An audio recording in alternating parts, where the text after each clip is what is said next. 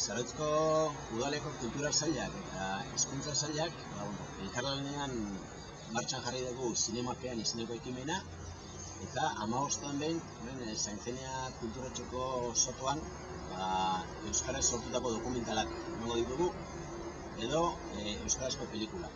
Euskaraz sortutakoak edo euskarazko azpitituluak dituztenak izango dira. Eta hau argia emanaldiak eta Filmaspit ekimenekin elkarlanean jarri dugu martxan, eta beraz, gonbidatuta zarete Zarauztar, nahiz bisitari guztiak, 15an behin Zaintzeniako sotoan zinema euskaraz edo euskaraz azpitituluak ikustera, zinema eta dokumentala.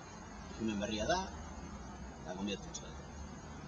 Lehenengoa, igande honetan izango da, urtarrilaren 29an, eta 1978ko Sanferminetan Germán Rodríguezen heriotza eragin zuen gertaeren inguruan, eta haren omenezko oroitarriarekin azken 30 urteetan gertatu denaren inguruan. Argia dokumentalak ekimenari esker izango dugu, eta igande honetan, urtarriletan, Zaintzeniako sotoan izango da.